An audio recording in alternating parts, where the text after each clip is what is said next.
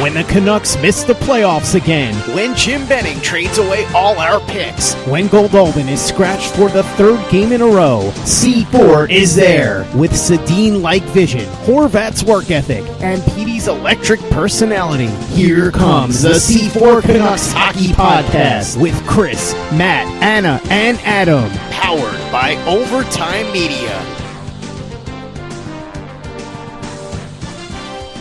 Welcome to another episode of the C4 Canucks Hockey Podcast. I am Chris at Lightforce, joined in the hot box, as always, by Matt Lee at MattLee_61, Anna Forsyth at A4Zay03, and the missing in action, Adam O'Neill Carter at AdamFOC. Hi, guys. I did say we were joined by the missing in action, Adam O'Neill Carter at AdamFOC. He's alive! So, some backstory here. Adam just suddenly drops into Discord to say something like room for me or something like that. Yeah, and Anna said no way. So I didn't know if that meant there was no room for me or she was I was just excited. shocked that you were still alive. Well, and then your reference of Weekend at Bernie's, that was top level. Well, there's been lots of conspiracy theories as to what happened to Adam, and my personal bet was that Matt had killed him. Mm-hmm. that's probably I would the safest never In a do lover's such a thing. tiff. I would never do such a thing. Crime of passion. murder-suicide kind of thing. I'm minus the genuinely suicide. curious. You guys have been watching too much Netflix. Maybe. Well, there's I was going to get to is there's probably other references out there. Oh, that's going to sound good for the podcast. Sorry. There's other references out there that we could use other than Weekend at Bernie's. Like literally, how many of our audience have watched Weekend at Bernie's? I haven't seen it. See, okay, that was what the. I haven't seen it either, by the way. I just know the reference. Okay, there's another C4 at the movies that's going to happen. Weekend at Bernie's. We keep piling up these C4 at the movies that have to happen. It's so stupid, it's good. Like, you need to watch it. It's so stupid, it's good. Don't watch the sequel, watch the first one. We aren't here to talk about Weekend at Bernie's, however. We could talk about the fact that Adam is here. Like, I don't know. What has Adam been up to? So, yeah, I think because you've been away for a few months, and rightfully so, you can explain what you've been up to lately. I think there are some people out there that want to know what you've been up to. Right. It's not an amazing story. I feel like, Matt, I've told you a million times. I only pretend to listen. That's fair. However, as you may remember, I am an aspiring teacher, so I have been in school for the past... I still am in school, but I had class Monday nights, and that's when we record, so I couldn't make it in. Is it only Monday nights? No, it's every day. Oh, okay. Well, you made it sound like it was just Monday nights. No, well, it just happened to fall at that time as well. So is it like a full work school or full school load of courses that you're taking right now? Yeah, 4 courses. So this is like your. I actually met Adam. For those who don't know, I actually first met Adam in university at Simon Fraser University, and now you're at UBC. So this is like your second go round of school now. Technically speaking, back in school. What is the timeline for you in terms of like what you want to do and when we could start to see you in an actual teacher role? Well, kind of depends. Right now I'm just filling up some coursework that I need to apply for actual teaching programs, and then those will take either 11 months at UBC or 16 at UVic or SFU. So about a year and a half, 2 years. Next question. I always ask this to teachers or prospective teachers. What grade would you want to teach? Middle school would be the goal, so like 6 to 8, grade 6 to 8. Okay.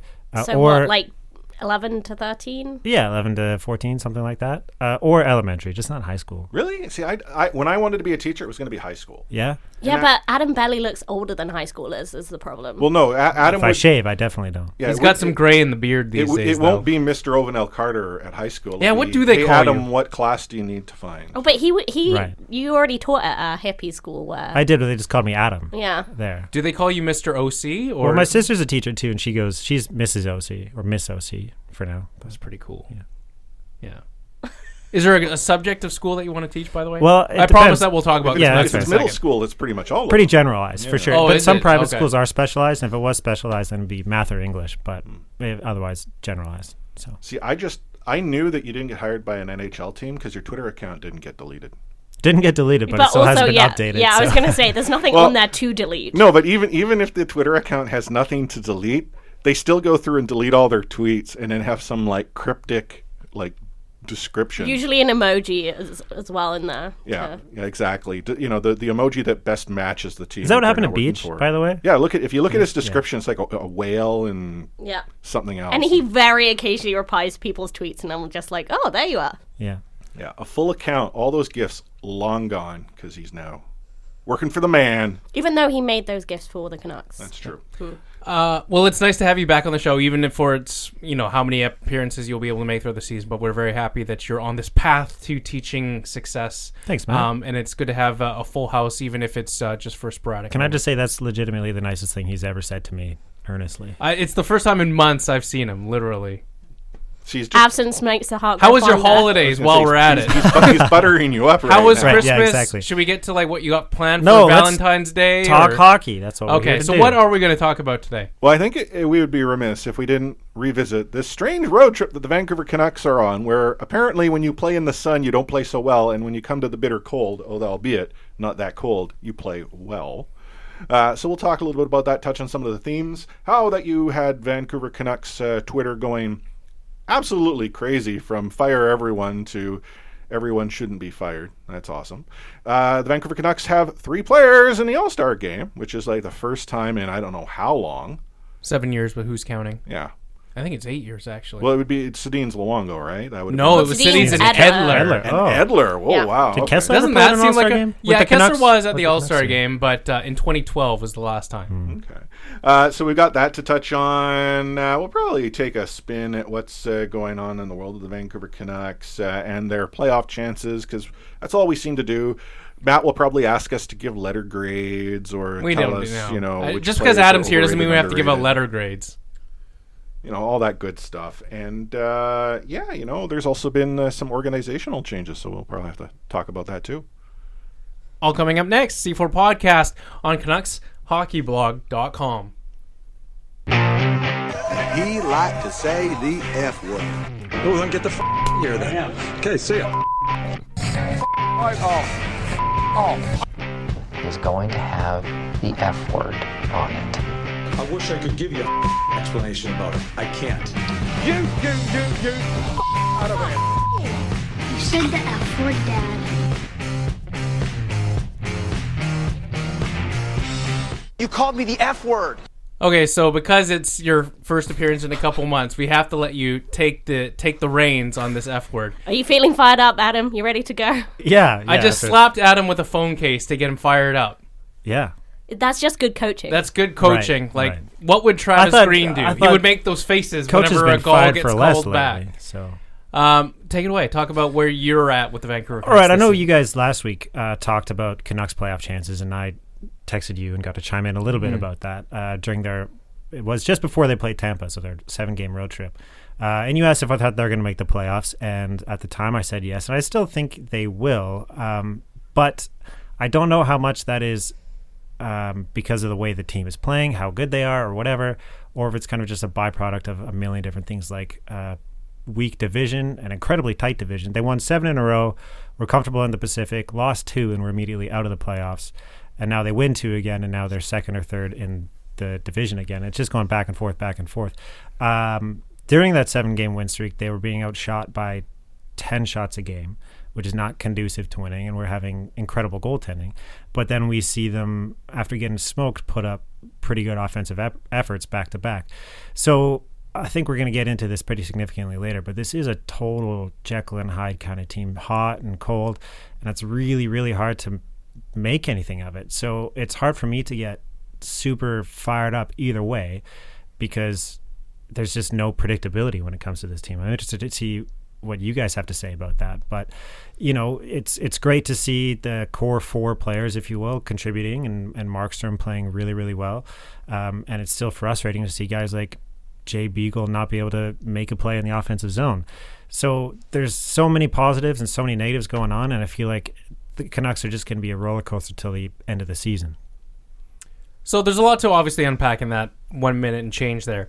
Let's take this all the way back to at least the start of the road trip, and everyone knows about the result. 9-2 against the Tampa Bay Lightning, and the Florida game was 5-1? 5-2. 5-2, thank you. I've clearly erased Florida from my memory. But getting outscored 14-4 in those 2 Florida games, the Vancouver Canucks definitely came out flat. What was everyone's sort of thoughts as to what went wrong against the Florida teams? Well, I think they just kind of got called out against Tampa. Tampa just looked just as good as they did last year. I mean, no one's expecting them to get blown away in the playoffs like they did, considering what a strong team they are. And, I mean, I think Canucks will readily admit they were kind of caught cheating at the end of that win streak, and really they weren't playing well enough to win, but, you know, Markstrom and a couple of key goals kept them in it, so I think just Tampa caught them out, and then they looked exhausted against the Panthers, honestly. Yeah, the Blackhawks game was really their one good offensive game for a long time, right? And I was at the Rangers game, and it was a tough watch, and they were lucky to come away with 2 points there. And in the Tampa game, Garrett said it well the other day, that John Garrett, that is, that Markstrom had a bad 5 minutes. He let in however many goals it was in 5 minutes, and that sunk the Canucks. They've been riding him for so long. He'd been so great, and as soon as he wasn't, the team just completely collapsed. And I don't think that's how the team's going to be forever, but that is kind of how the team was trending. And they, you know, you can bend and bend and bend, and then the dam fully broke. And I think Florida, you know, you can try to rebound after a 9-2 game, but it's easier said than done, I'd say. The last episode, we sort of got into the fact that Markstrom was the one that was stealing them those wins. Yes. He had a bad 5 minutes. Game's done. Florida, not so much better. But you could almost go and look at the 2 recent wins and suggest that Markstrom has needed to steal them. Maybe not outright 5-alarm thievery here, but he was pretty incredible in the last 5 minutes or so of the game the other day. Yeah, against the Wild. The Wild, Minnesota. Thank you. Yeah, and that's the thing. Like he is the differentiator between this Vancouver Canucks team being, you know, playoff contenders to playoff pretenders. It's not the offense. And if you were to say, well, yeah, they need to score goals, I don't discount. It's not like the whole, you know, Luongo situation where it was either Roberto scoring the goals or stopping the goals that was the difference. It's that Markstrom is able to go and do everything in his power to ensure that the goals that are being scored actually matter. And then the wheels start to fall off against, you know, look at Buffalo, for instance. The wheels fell off Buffalo after they sort of tapped out. Whereas the Minnesota game, Minnesota couldn't get anything going early on, and yet they were still in it. Yeah, that's kind of the alarming thing, that Minnesota did not look good. They were taking a series of dumb penalties. They weren't producing on the power plays they got, but they were still in it right up until the end. So that's just a little bit alarming. Yeah.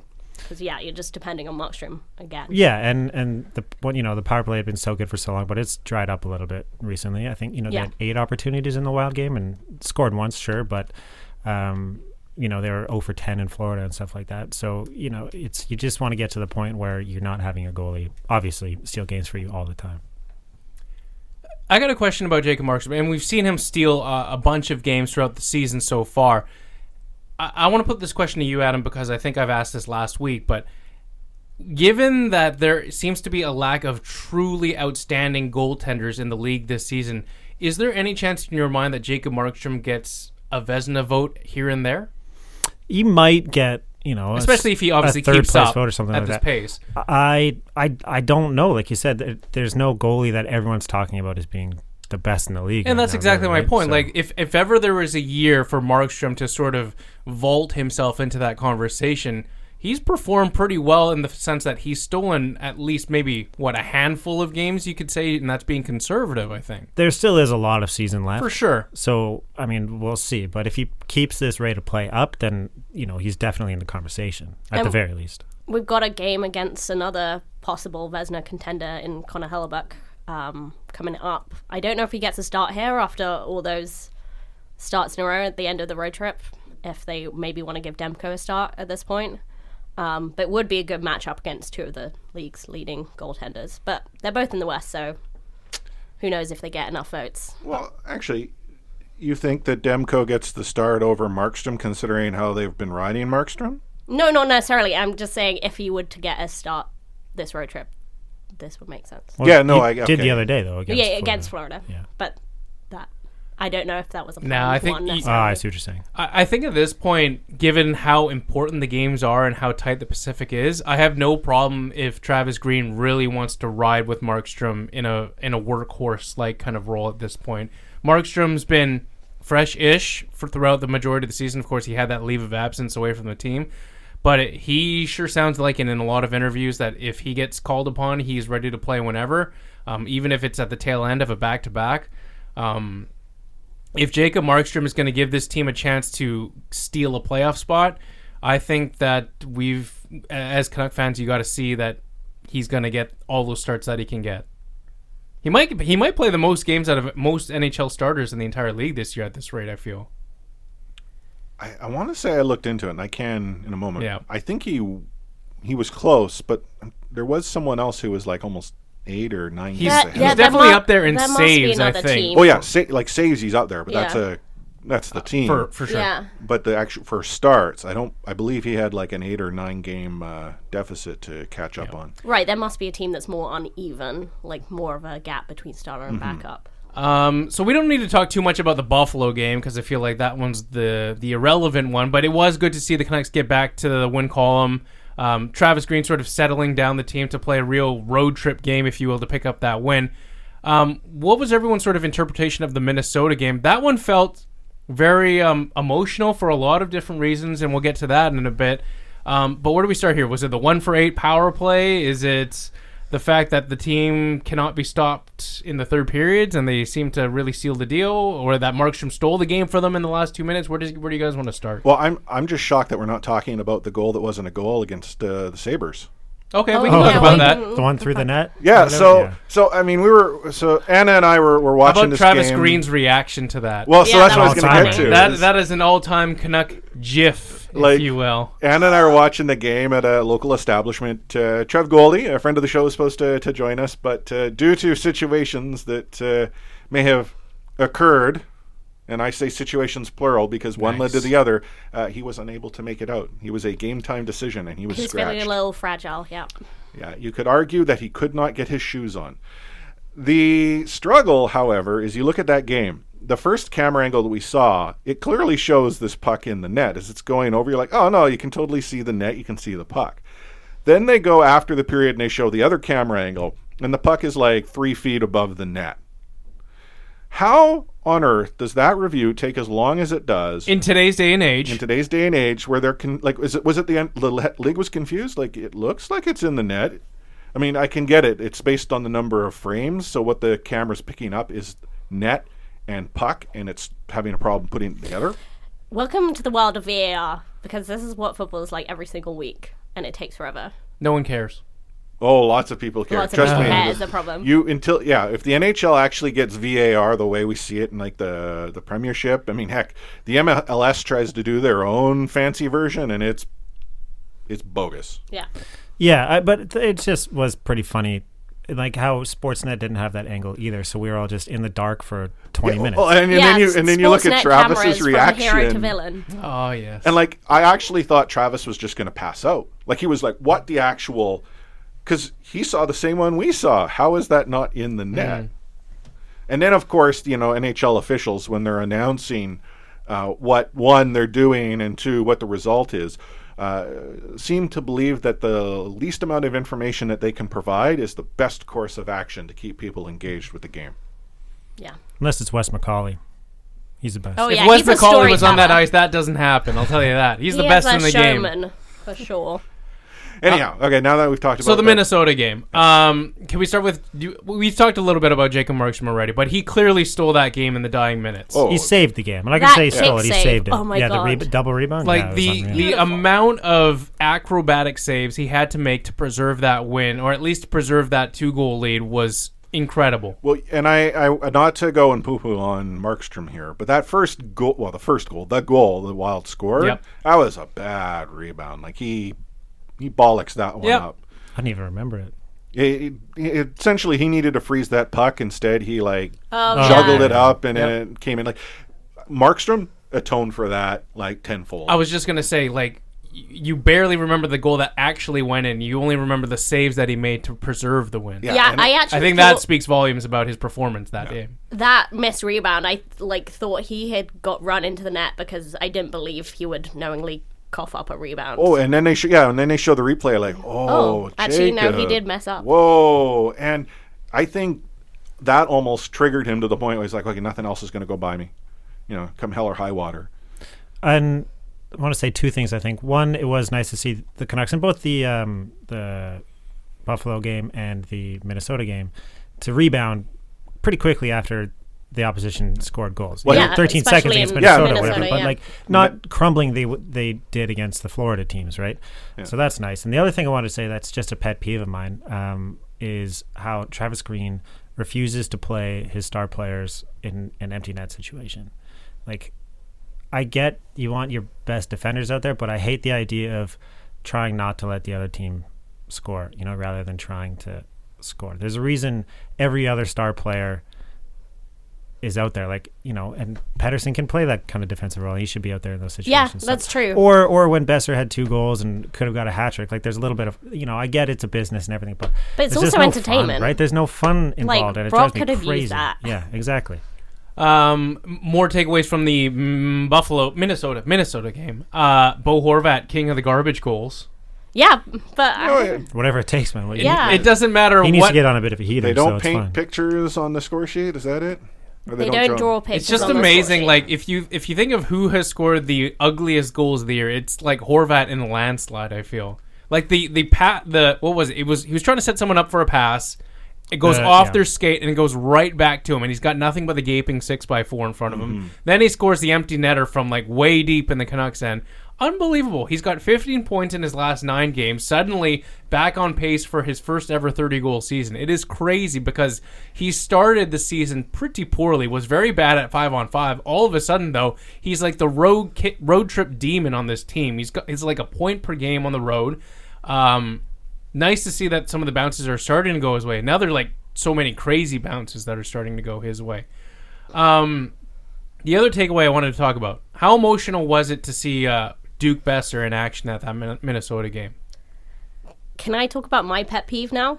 Okay, go. I hope it's not Duke Besser being a Yeah, No, it's definitely not. That was great to see him. I mean, he's health-wise, he was in a bad place 6 months ago, and to see him being able to come and support his son is just awesome. I just hate the media narrative, win it for Duke. What if Canucks had lost? Did that mean they let Duke down? Did that mean they let Brock down? Yeah. I just hate the idea that you're somehow, a martyr almost? Yeah, it's just Brock's it's really important for his dad to be there, and I'm sure it meant a lot, but just the pressure that puts on Brock and the players is just, I don't know. It seems crazy to me. It's much more important that, he's just there supporting his son, whatever happens, right? Can I ask, because I haven't really checked in with you guys in a while, how do you guys feel about Brock Besser's play as of late?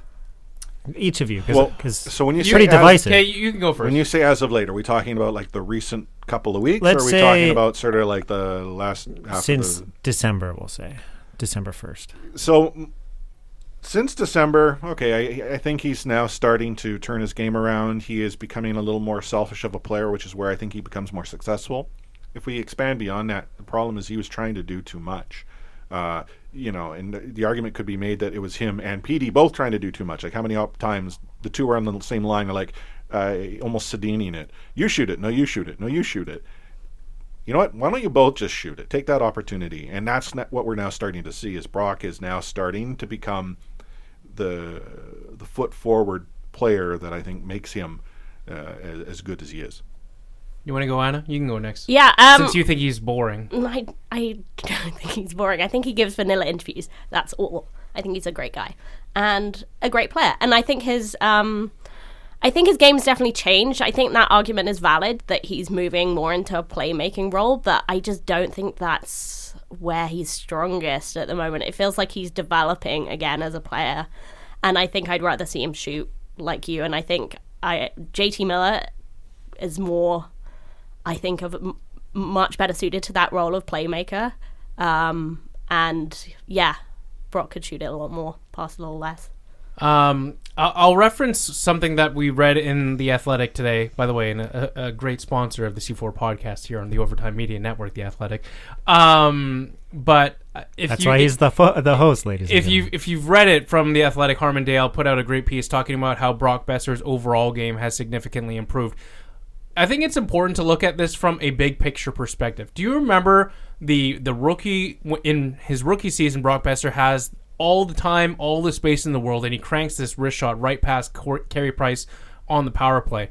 When is the last time Brock Besser has the time and space to make that kind of shot? I think while we can criticize the fact that he has not been able to really get that A-plus shot off, and he's scoring a lot of more dirty goals this season, it's just a product of being the team's frontline player now. Brock Besser just is the first guy that opponents look to shutting down on, in most games. It's him, Pettersson, and Miller. And teams key in on the fact that he's got a terrific shot, probably one of the best shots in the league. And so he's finding other ways to be productive because he's not getting the same time and space that he once was at the beginning of the year, or at the beginning of his career. I don't disagree, but I kind of feel that he hasn't been taking the best of what limited opportunities he has. This is true. Right? I think he would also be the first one to tell you that his efficiency could also be a little bit better. But at the same time, I'm not expecting him to capitalize on 100% of the chances he does get. Okay, Wayne Gretzky. Or is it Michael Scott? I'm confused. That's fair, though, because that's kind of where I stood, too. I had some chats with friends about Besser because they were frustrated with him, too. And I think, Anna, you made a good point. He's trying to... Brock Besser really is a sniper, a finisher, but he was trying to become a playmaker, develop into this other thing. Maybe he's just not that player. I think he's best suited for a shoot-first mentality. I like that he's trying other things, and if he gets better at those things, that's great. That's an amazing thing to do. But I just don't know if he is that kind of player. We've also speculated a little bit in the past about how maybe the addition of JT Miller on that front line on the power play gives less responsibility for Besser to be that trigger guy. They've clearly looked to Miller to be another trigger point on that power play and on even strength. It does seem to take that onus, if you will, or that responsibility of scoring goals off of Brock Besser's shoulders, because it was once on him quite heavily to score those goals. And now JT Miller's just that extra cook in the kitchen. And to bring a patron chat in, a friend of the show, Bitter Canuck, is in there, and he is suggesting his only criticism of Besser is how stagnant he is on the power play.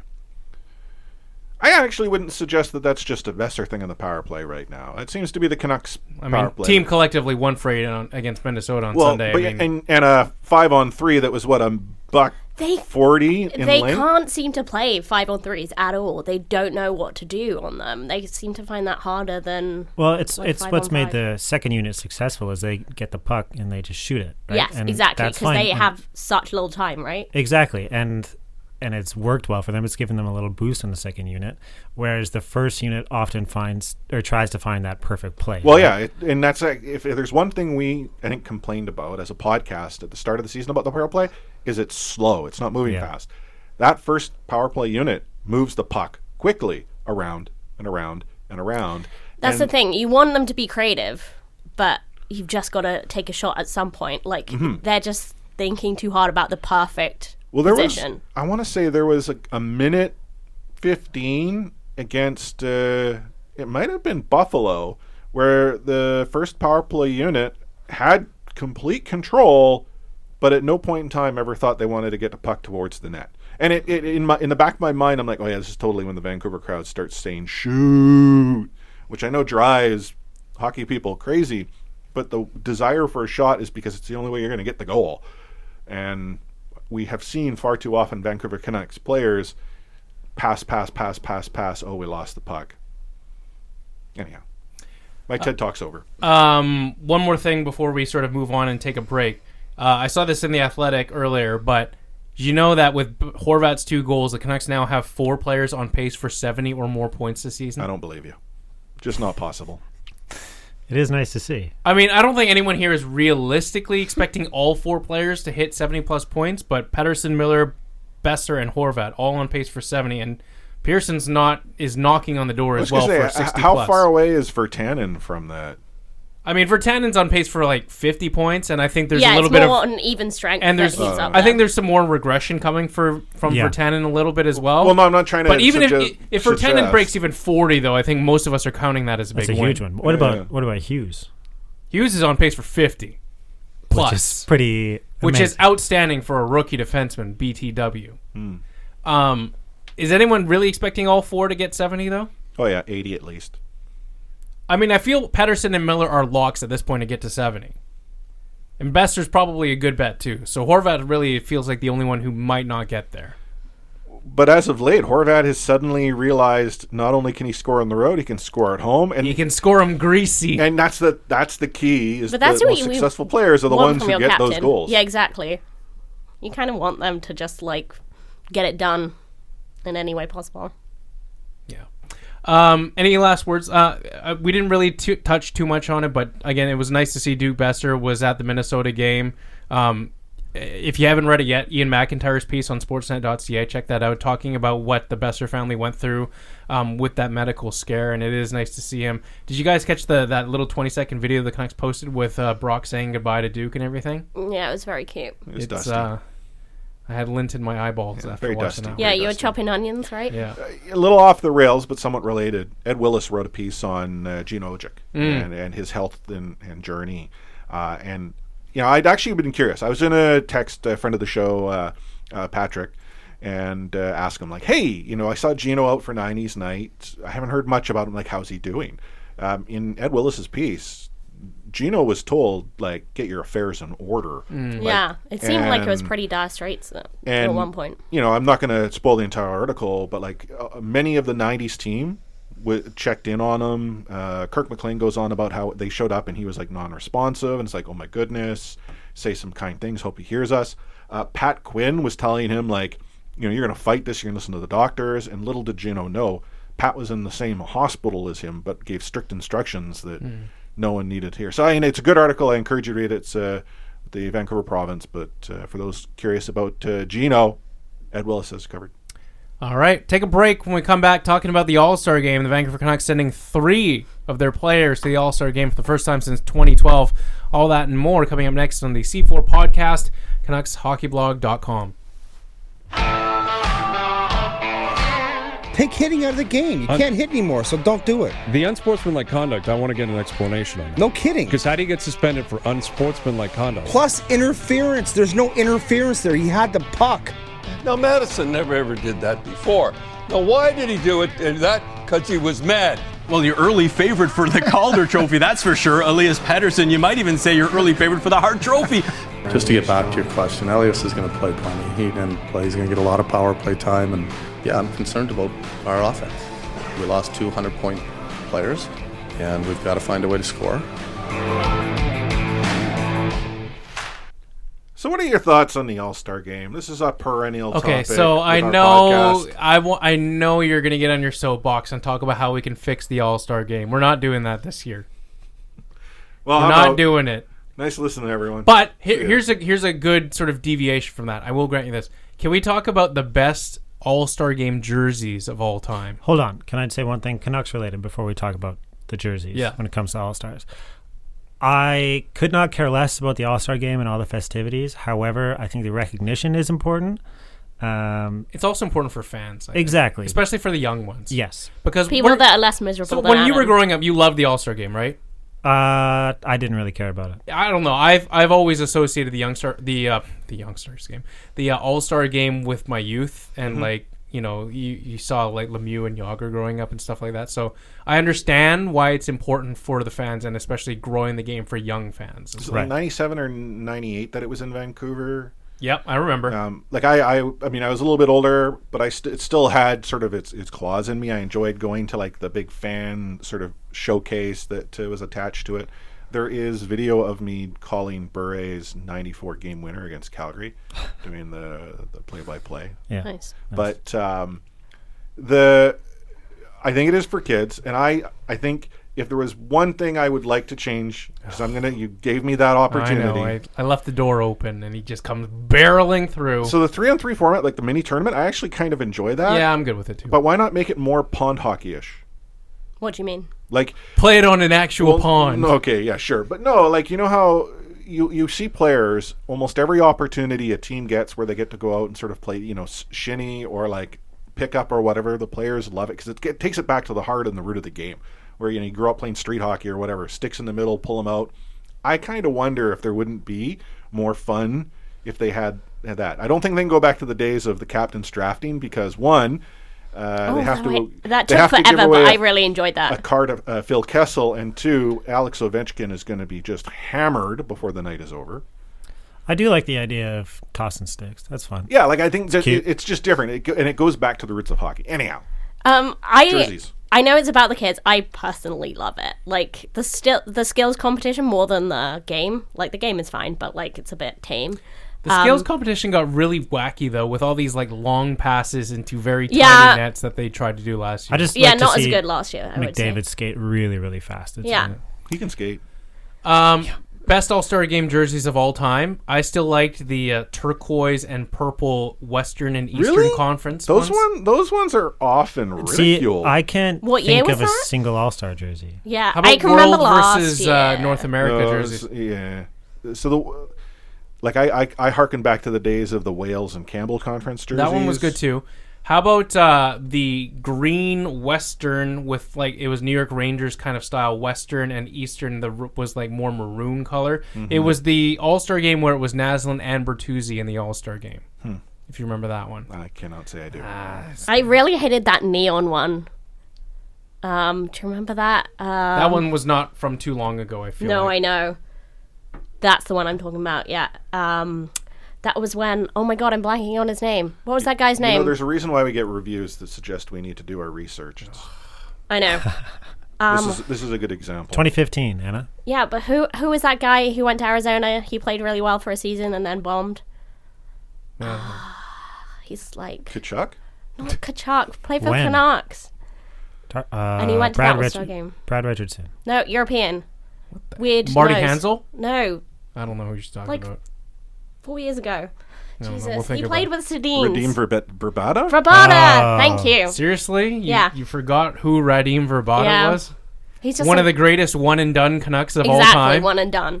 Verbata But yeah, he went to that All-Star game. or Anson Carter? Who you got? Radim Verbata. That's fair. Thomas Vanek or Anson Carter? Carter. I'll take Thomas Vanek. Anson Carter was not that good. That's a good little... Well, you got 30 goals. It's a good little segment for a future episode. I've just seen the... Thomas Vanek probably Turquoise got more purple. for the Vancouver Canucks based on his worth than Anson Carter did in the 30 goals he scored. Well, Anson Carter walked away for nothing, right? Well, yeah, walked away for nothing. Is that what you're sort of saying? Yeah. Oh, okay. Signed his contract worth lots and lots of chicken. Didn't the Canucks get Tyler Mott out of that deal? Yeah, they Thomas did. Vanek? They did. Yeah. Oh, Good old Tyler Mott. good old fourth-line guy, great in the room, Tyler Mott. Got to have enough guys Was to be great in the room. Leipzig the same deal, or he was No, the, Leipzig was for Michael Carconi. No, No, Michael that Carconi was Josh was Levo. Josh Levo. Leipzig was for Philip Holm? No. No, Philip Oh, Holm. maybe it was Philip Holm to LA Yeah. or No, Vegas. I can't remember. Vegas, I Who think. cares? Long Anyway. story. No one cares. Let's damn. get back on the rails. All-Star Game. Can we talk about all the players who say I want out and don't want to play in the All-Star Game? And I know I know you will have a lot to say on this, Chris, but just because you love to get on the soapbox / conspiracy theories. Well, no, so I come from two different thoughts. First and foremost, I don't like the fact that you have players who say don't vote me in. Right? Like that to me does the All-Star Game a disservice. Yeah. You already have people like me who are like, man, this game is just whatever. And we've already talked about how the game is for the young fans and stuff like that. Exactly. Too. But I also appreciate, and I'll use like an Ovechkin. How many times has Ovechkin gone to an All-Star Game? He is not young, and he is getting to the point where he needs sort of the downtime. Right. Like there are players who legit book their trip to Hawaii for a week-long vacation to go with the fam and relax and recuperate. And going to the All-Star Game doesn't get you that opportunity. So to me, there should be a pass given where a player has gone to so many that they've already gone to so many, or you're over 30 or something like that. If you've done if you've gone to I don't know how many Ovechkin's gone to now, but if you've gone to 10 All-Star games, I feel like you're exempt. Oh, I was going to say 5. I feel like 3 or 5, Ovechkin has been to about 10 though, has he not? At least. But therein lies the thing. Like I think When you're a younger player, it's easier to do it. So I think there should be a sort of that free pass Right, given. right. But So I also seniority, if you will, right? Yeah, but I also want to respect the fact that there is a reason why he is chosen to go. He is still a superstar. You can't have your superstars not being involved in a showcase event. That's why I think the recognition is more important than the game. Like the All-Pro versus the Pro Bowl in NFL. Like players want to be voted All-Pro, but nobody wants to go to Orlando to play. Well, no, yeah, because if you're playing in the Pro Bowl, what is it you're not doing? You're not playing in the Super Bowl. And you could get injured, right? Like who knows? So Yeah, that's why I just have a hard time getting too riled up about it. Okay, so this is sorry. No, I was just going to say I think certain players should get a pass for sure. Mm-hmm. So this is why I have a problem with a younger guy like Dylan Larkin saying he doesn't want to go to the game. Like Dylan Larkin, I don't know how many he's played, like maybe 3 or 4 now. Like he's been in the league for a while. But when you're like 25 or something like Dylan Larkin is, and you've only been to the All-Star Game like 1 or 2 times, like who are you to say like, oh, I don't want to go to the All-Star Game? Especially when you compare yourself to like, well, he's not comparing himself, but when you're trying to, get a free pass, if you will, like Alex Ovechkin is. I think that's ludicrous. Yeah, I don't like that. I'm sure it has a lot to do with the season Detroit are having, but I think that's why it's more important that he goes. Like, the fans are having a tough time, so for Dylan Larkin to sort of stand up and say, like, yeah, actually, I don't want to go, it's just, like, kind of a slap in the face for them. Like, if Detroit doesn't send Dylan Larkin, like, who would they send on that team? Name me one player that from Detroit that you could also see going to the game. Like, Bertuzzi? Maybe? Mantha, maybe? He's injured. Oh, well, there you go. Yeah, Tyler Bertuzzi. It's like they got to send someone, and it's going to be Dylan Larkin because he's clearly the face of the franchise. He's the captain of the team. For crying out loud. Every team should send somebody? Oh, yeah. That's another stupid thing. But I used to say no, but I think that every team should be able to. Because it's about the fans, right? It's not actually about who are the best. That's fair. 30 or so players in the I league. would suggest it's about the sponsors. Well, yeah, but true. There we go, getting technical. Well, no, it's the showcase schmooze event the NHL totally, does, but right? like every young fan wants to see someone from their team, correct. Even if you're terrible. Yeah, if there was no Vancouver Canuck representation, there would be quite a few upsets. Heck, I would be upset that there would be no Vancouver Canuck representation, whether or not I want there to be an All-Star Game. I actually like Adam's idea of the recognition component, being an All-Pro as opposed to Pro Bowl player. I still think, by the way, I'm going to say this very quickly. My idea to fix the All-Star Game is to continue the 3-on-3, but have the NHL put up $1 million that goes to the team that wins the 3-on-3, that goes to a charity of their choice. So instead of to the players right now? Yeah. What about like something that actually counts? Like what? Well, so like what baseball used to do? Like, yeah. Okay, so if we continue the divisional, I do like that this is fully turned into how to fix the All-Star. The divisional 3-on-3 format. If that were to continue, the division that wins should get home ice throughout the playoffs. I think that's insane to me. Yeah. No? Let's really incentivize that. No, but thing. you can't have something that is so significant. I think you're probably right, but I'm just wondering if there's something. I don't know. If you're looking to get something out there to really motivate the players to play, give me something.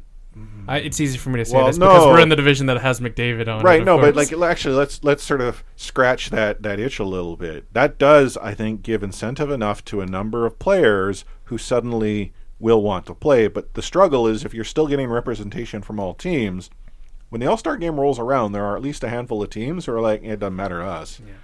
Right? So I wonder how that then gets structured. Because then you almost have the players more so than the coaches wanting their lines to be the way they are, getting on the. I don't know if that dynamic would work. Yeah, fair enough. And let's look at baseball. Baseball did that because they ran into a problem and needed to solve something quick. But baseball likes doing that. They run into problems and try to solve everything quick. Yeah, I don't have an idea. I just wonder if there's something in between, like an actual real game thing that they could play for, just not something so significant as.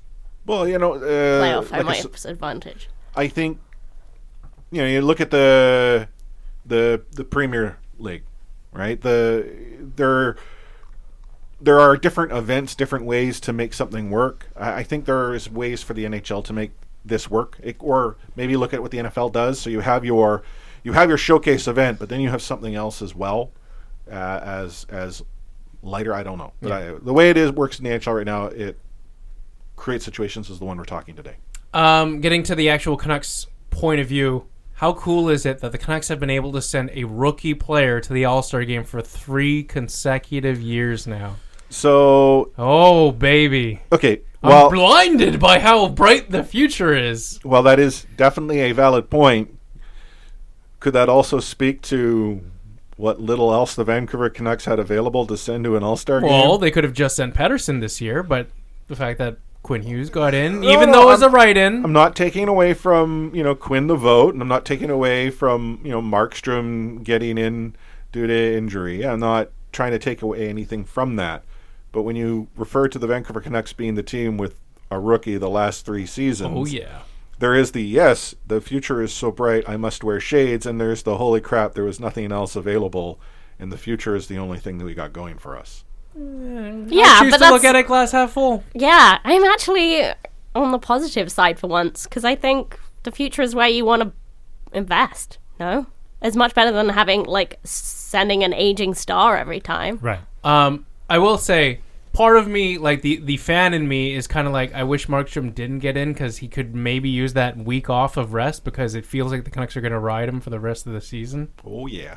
But, yeah, it is what it is. Did you guys, shamelessly promoting the other podcast, the Kess and Juice podcast, they did talk about going to the All-Star Game. Yeah, I just listened to it today. And what a chore it sort of is for most players, but the Canucks put them up in a private jet, made it first class, allowed it to be a more positive experience for the players and their families. Yeah. I was going to say they send the family too. Yeah. And I was going to say they both talked about how important it is to go. Yeah. Still. Unlike those entitled guys in Detroit. Yeah. Well. So, anyway, I think that was pretty cool. Anything else before we get to break? We're going to see women's 3-on-3.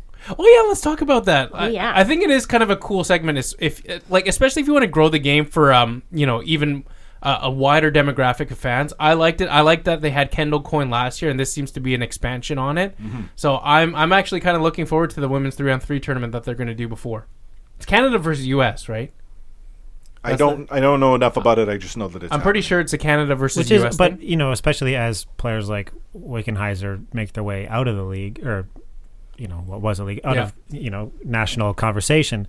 I don't have a good understanding of who is up and coming. But there are there's Mary-Philippe Poulin. There's a lot of players you do know, but who's Amanda, up and coming? Who are is the Amanda new stars? Kessel still in American hockey? I think. Well, see, that's the thing. We don't even know, and we probably should know. So for American women's hockey, the until you mentioned Kessel, I was like, so who's playing since Cami Granado's not? That's how long. Yeah. And that's where the disconnect exists. It's not that I don't want that women's games to succeed. I just don't know enough about it. I'm not exposed to it. Yeah, we only get exposed really every 4 years, right? During the Olympics. So this is a good way or a good platform, if you will, to include more and more of that into the conversation because you can't grow the game unless you actually have it featured in the game. So I think it's good that the NHL is trying to at least take steps to incorporate more of the women's best stars into the actual NHL conversation. Take a break. When we come back, we're going to talk about Adam's favorite time of the year, trade deadline. The Canucks are going to sell the farm for all their trade deadline acquisitions. I hope they don't actually do that. Well, coming up next, C4 Podcast on CanucksHockeyBlog.com. Okay. So we're doing rewind. I know. What kind of producer are you? Oh, don't give me that again. I'm surprised you didn't play the F word drop and just suddenly, hey, Adam, I need a second F word from you. He just makes up the segments as he goes along. Adam's staring vacantly at me. I just don't know what he wants from me. No one does. We put together a rundown. He puts together a rundown. No one could put together a rundown. Hey, Matters I'm not. flying by the seat of my pants, okay? I've got the live chat in the hand. I've got this. I've got to manage the stop buttons. It's a lot going on. You guys just got to sit there. You've got to touch Adam inappropriately. Sit there, between be funny. segments. Well, that is why I requested to sit next to him. Mm-hmm. So the NHL trade deadline is upon us. We're at least a month or so away. It's not upon us yet. It's getting closer. Can we talk about first, number one, how tight the Pacific Division is? Literally a 2-game losing streak, if you will, if you can call it that, knocks the Canucks out of even wild card contention. And yet, 2 wins against Buffalo and Minnesota has vaulted them back into conversation to suddenly overtake Arizona for first in the Pacific. It is so razor tight in the Pacific Division right now that you could make a case to buy or sell if you're the Vancouver Canucks. Yeah, and that's what I was going to say. You can't really talk about the trade deadline or what you think the Canucks will do because we have no idea where they'll be in a month. They could lose 4 in a row and be completely out of it. Or For they sure. could win 4 in a row and be atop the standings, right? But if you are going to ask, So let's say that the Canucks are still in the same position in February as they are today, which is possible and probable at this point. Okay. What do you do if you're Jim Benning and the Vancouver Canucks are teetering on the playoff bubble, if you will? Do you stay the course? Do you not make any moves? That seems to be the most logical option. I think it is, and you kind of live with whatever happens in terms of the first-round pick and stuff like that. But you can't be giving up. We've got the 3 rookies that made the All-Star game, but beyond that, you've got maybe Tyler Madden, DiPietro, Höglander, and who else? Podkolzin, right? But you're not... You've been removed from the podcast for a long time. No, I meant like secondary prospects, right? We're not giving up any of those because that's kind of all we have after the top level guys, right? And you've already given up a first round pick. You can't afford to give up a second round pick now, so there's not a whole lot of wiggle room. Would you give up Ulevy to get a win now type of player? Because you didn't mention him. Yeah, that's fair. We just don't know what we have in Ulevy, right? So I wouldn't be against necessarily letting that go, but like, would one player make a difference? Again, the original crux of the argument into the is playoffs, but the original crux, there is every possibility that somehow the Canucks could end up playing against a wild card team in the playoffs in the first round. It's a possibility. Sure. And if acquiring at least a player who can help you win maybe a game in a postseason round costs you Ulevy, would you? It's a calculated risk, sure, but would you not consider the possibility? Well, I'd consider it for sure. We should point out on this very podcast we've talked about Ulevy possibly being, surpassed. Well, not trade, but surpassed in the depth chart. So, to Anna's point, we're not entirely sure what we have there. So would we be too upset if we saw him go and a player to be named at a later date, even if it was in a rental capacity, help the team perform? I don't think anyone would be too upset. Where Adam sort of drew the conclusion, the Vancouver Canucks can't afford to give up draft picks. And that, to be quite frank, if the Vancouver Canucks don't give up draft picks and they don't deal their young core, whatever their other moves they make, I'm actually not entirely concerned about. Like, if it was a Ulevy they traded, okay. If it was a Jalen Chatfield, okay.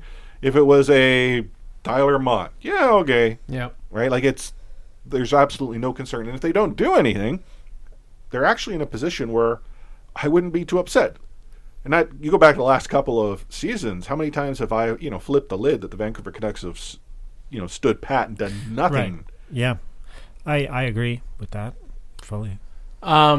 The only other sort of trade ideas I would consider making are those little moves that help the Canucks both clear cap space and take on a reclamation project, if you will. Something similar, at least, to what the good Branson for Tanner Pearson deal was. Yeah, I would love, because, we're talking about renting for the playoffs, but this team is really all about the future, and you have guys, who we've talked about endlessly, Roussel, Beagle, Sutter, those kind of guys who are taking up space that are going to hamper the team in the future potentially, right? So if you can get one of those contracts off the book somehow, then I think that's a win. Those guys aren't super integral to the team. And when you look at, Edler's contract coming up in a year and Tana being a free agent at the end of this year, like, there's not a whole lot of wiggle room in terms of what the Canucks can afford to take on right now when you got to think about all that in the future. I was going to say, on the note of cap space, Cap Friendly has the Vancouver Canucks projected to have $1.8 million come deadline day. That's all they have in space. Yeah, so it's not much. No.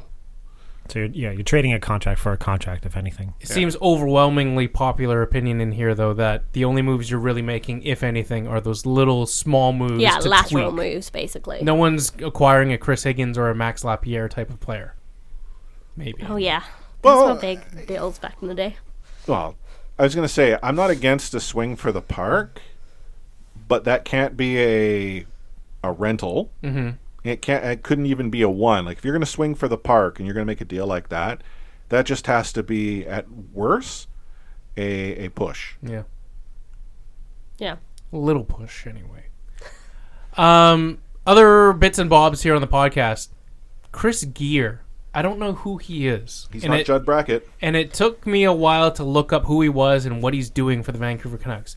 But I found it a little peculiar, at least on the surface, that this relative unknown, if you will, all due respect to Chris Gear, was promoted to the role of assistant general manager. Well, I think that speaks a lot to what we've just been talking about and all the kind of cap crunch issues that they're going to come up with. So someone with expertise in that area in contract negotiation and kind of finagling. Yeah, Does that concern you though? Because he's been negotiating these contracts that have not been good. I mean, well, I wouldn't necessarily. So this is the where I was going. I don't think he's been the guy who's been sort of quote unquote negotiating the numbers per se. I think he's the business guy. That kind of makes it work. Yeah, and if you think about it, like what's capologist, like the Gilman type. Correct. Yeah, He's more of the Gilman. Like exactly that. Like Judd Brackett, right? What is it that we say he's good for? All things considered, it's his draft acumen, his prospect analysis. And if you were to go and suggest that if there's something good about Jim Benning, that's exactly what Jim Benning's good for. So if you're going to have another guy, you're going to have the complementary piece, not the supplementary piece. So is there any, I mean, I don't want to get too pie in the sky theory, but is anyone here expecting, first of all, Judd Brackett to get some sort of promotion in order to keep him within the organization? And does it look weird / suspicious at all when someone like Chris Gear, who again we didn't know much about before last week, gets promoted to the role of assistant GM before him? I don't think it's weird. I won't suggest it's not that's interesting. Who's that guy? Like, collectively, Canucks Twitter is like, what? And even some of the media were like, really? But as far as Judd Brackett, getting a promotion, at some point in time, the Vancouver Canucks will need to give him a bigger role, because if they don't, there's almost a guarantee another team will. And if there's anything that we know about the NHL, is generally teams don't stand in the way of other teams acquiring someone at a role above their current pay grade. I saw and I don't want to get too crazy here, but I saw a tweet that suggested that Benning and John Weisbrod are unhappy with how much credit and praise Judd Brackett is getting for the drafting. And that's insane. There's no way. That is tinfoil hat. I know it sounds tinfoil hat, but like you and I have talked about the praises of Judd, Adam. Would it shock you to hear that? Yeah, because I think if anything, Benning's getting too much credit for the work Judd Brackett is doing. Maybe. Yeah, agreed. Because but let's not remember who's the GM here, though, right? Jim Benning is. But you in any national media, you'll hear, "Wow, Jim Benning has done such a good job acquiring and identifying all this young talent." Like it's always Benning. And in Canucks Twitter, that sort of sphere, we who are more plugged in than the rest of the country, we understand that Judd Brackett has a hell of a lot to do with it. So I think that's an insane take. Well, and I'm not going to hear it. I know. I just don't want to lose Judd Brackett, is what I'm saying at the end of the day. And any talk or notion of some sort of rift between Brackett and upper management freaks me out. Just give the guy what he needs, is what I said. Like, let him do his work at the draft, and let's continue to get the good times going. Like the sands through an hourglass, these are the days of our lives. You work at home too much. Yeah, that's an old people reference. That is an old person. Whatever. Matt just wants more soap opera. That's what he wants. Last bits and bobs. I wanted to include this one in there, but Zach Kassian suspended for 2 games for the Matt Tkachuk ragdolling thing on Saturday. Is Matt Tkachuk the most hated player in the NHL? He might be now. He deserves a suspension too. He didn't get one though. I know he didn't even get a hearing, and that's for all the talk the NHL does about wanting to get rid of cheap shots. That one he had, not the one that he got ragdolled on, but the one he had at the side of the net on Kassian was, I think, very dirty. It's a good hockey play. Yeah, but it wasn't. He took 4+ strides. He left his feet. He hit him in the head. I really don't like necessarily the code way of dealing with things, but I also don't like the fact that the perpetrators of these cheap hits are getting away with it, because the NHL aren't doing their job, which is to protect the players. And I'm not saying they're forcing these players into these situations, but that is the upshot of it. I was shocked Kassian didn't get a 5-minute major for that play at the time.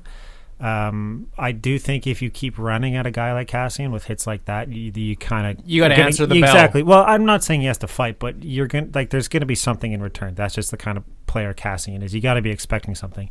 I think it's you don't love to see some of those hits. You don't love to see guys getting thrown around and punched in the head. But you like the rivalry. It really juices it up. Yeah, I would take 7 games of that. Oh, would we ever? Don't worry, the Canucks are going to get first place in the Pacific, and so yeah, Calgary and Edmonton play each other in the playoffs. So would whoever the winner is placed next would want 7 games. Talking a little bit about the code in the NHL Department of Player Safety, also known as the Board of Fortune. The problem that I see is that you have the NHL wanting to take the code out of the game, but not really. And then you have the code not really knowing where it fits. And as a result, you have situations like the one we saw between Kassian and Tkachuk, where the two sides are talking about the same thing and just different approaches as to how to deal with it. I think it was like Stewart, former official Paul Stewart, was talking about what he sees. And he's old school zebra here, talking a little bit about the code. But yeah, I do think what Tkachuk does is almost empowered because the NHL doesn't take what he does out of the game. But then do we want the international hockey approach, where we were talking about the World Juniors and Podkolzin and his penalty, like, oh, it's not actually a penalty in the NHL, which is probably true, yet I don't think any one of us feels it's an issue. Yeah, I think I completely agree with you. The NHL want their cake and eating it too, because everyone is talking about, Tkachuk versus Kassian, and I'm sure the NHL will lapping that up, but realistically, it comes out the fact that they're consistently not doing their job, whether that's on the ice or at player safety level. I mean, Canucks have suffered from it, like Josh Levo's out for months from that cheap shot. But that's the thing, is the NHL Department of Player Safety doesn't seem to really consider itself in charge of player safety. No. It's the department of making sure things get quieted as quick as they possibly can. Chris, as we wrap things up here on the C4 podcast, how about you tell people where they can find us? Well, we're on Twitter at the C4 Podcast, and as we've always talked about, if it's a witty response, that's Anna. If it's not so witty, it's probably me. It's just the two of us essentially run the show. Yeah. I mean, if it wasn't for Anna or I, this podcast would have died a long, horrible death. But we've got the double act back in town. That's true. I mean, I'm glad Adam's here. I know you've had a reason why you haven't been here. You've been busy. I can't explain why Matt continues to mail it in episode after episode. I like how you're shaking your head. I want to swear, but I don't want to create the post-production work that it entails as well. But you can find us at the C4podcast.com. Bare minimum, Matt. Yeah. Which redirects you to CanucksHockeyBlog.com. Do not worry. That is done on purpose. And then we're on pretty much every podcast application out there. If you're still tuning into this by pressing play in your browser, that's phenomenal. But why not throw us a subscribe and tune in each and every week? Yeah, Adam. Well, I know that Adam listens because he actually referenced previous episodes. Thank you. Do you subscribe on Spotify? No, iTunes. I subscribe to us on all platforms.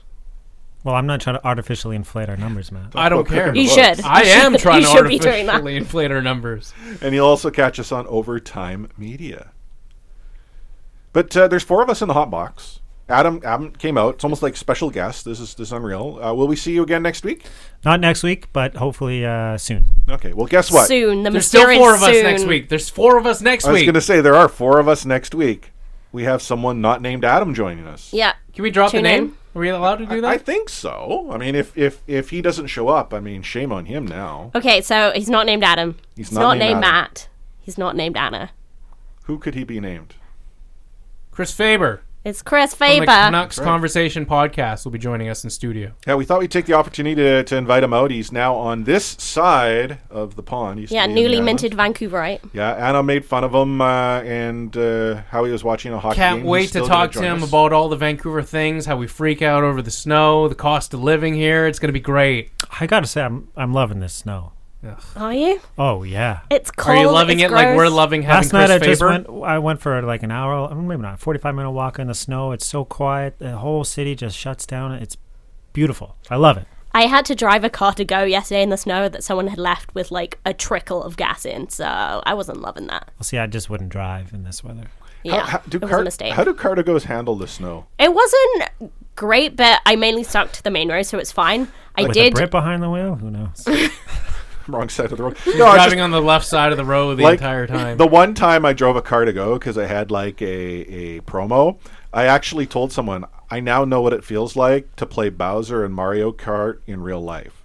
Oh, well, I'm tiny, so No, it works out. So that's when it would be in the Mario Kart equivalent would be like Princess Peach. The Princess Peach. Yeah, exactly. And then you have, lack of stability because of the snow. It'd just be crazy. Adam would be Waluigi. Because I'm tall and thin. Yes. And evil. And he has a mustache. It's a beard. So what's Matt? Toad. Mario's pretty short and stout. Yoshi. So. Can I just mention how, like, one of my childhood best friends thought that Mario and Luigi were just friends? She didn't realize they were brothers. They are. I see. I was like, they're not. Never mind. Oh, yeah. Sorry, I wasn't implying 2020, Anna. I just found out that they're twins, apparently. Are they twins? Yeah, they're twins. Okay. Well, I didn't know that part. But no, okay, I'm still short-circuiting that a friend of yours didn't realize that the Mario brothers were brothers. Yeah, she just said she thought they were really good friends. I thought you were thinking they were like a Bert and Ernie type of situation here. No. There's nothing wrong with that. Hey, I said it's 2020. Well, if they're brothers. If they're brothers, it kind of is, but... Okay. You're saying that doesn't happen? Well, that's a whole different podcast category. Yeah, and when you say Bert and Ernie situation, you mean Matt and Adam situation. The heat's getting to me, okay? We're gonna see some horrible reviews after this. But Adam, what final words of wisdom do you have? Do your research. It's good to be back. It's fun watching an exciting team for the first time in years. Exciting like a 9-2 loss, or exciting like a... It's a roller coaster, and they're they make you throw up, but they're fun. No such thing as an off night for the Canucks, one way or the other. Yeah, exactly. So anyway, it's just good. It's fun. Yeah, Matt? I already said my stuff with Adam. We're a package deal. Yeah, okay. Anna? Just looking forward to the battle of the Vezina goalies tomorrow. Oh, I like it. Spicy meatball take. And I'm equally as excited that we have Chris Faber joining the podcast. I told you last episode we're going to try to get more guests on, and I figured what better way we started with Adam. Faber out. Yeah, we started with Adam. Special guest Adam. He was we started with the softball rehearsal. kind of softball lob kind of a guess. Yeah, we're going to have Chris Faber. We're going to have to ask him about his history with C4. There's a story to be told there. Oh, okay. Okay. So you were looking at me when you said that. No, your history of C4 we already know, but no, with Chris Faber. Yeah, and I really hope Chris isn't put off coming to the hot box. Yeah, like... Oh, I've already you won't get inappropriately touched by Matt. Warm? It's just Adam. Tell him to dress warm, wear nothing but like those plastic sauna suits, and he'll come out losing 10 pounds. I'm wearing long johns today. As someone who has listened to the podcast, I didn't need to see that. He knows when we talk about the hot box what we actually mean. What are you, like 100 years old? You are wearing long johns. Yeah, my dad wears long johns. They're super comfy and super warm. Yeah. Anyhow, final words for me. As I said, I'm totally stoked that Faber's going to be joining us, so you'll need to make sure you tune in next week. Hear everything he has to say about the Vancouver Canucks, all the hottest takes possible, because Lord knows the C4 podcast needs to be hotter. So on behalf of Matt Lee at @MattLee_61, Anna Forsyth at @AForsyth03, the missing in action who happens to be here, Adam Obanel Carter at AdamFOC, and myself, Chris Golden at Lightforce, signing off from the C4 Canucks Hockey Podcast as heard on Overtime Media and CanucksHockeyBlog.com with those magical 2 words. We're out.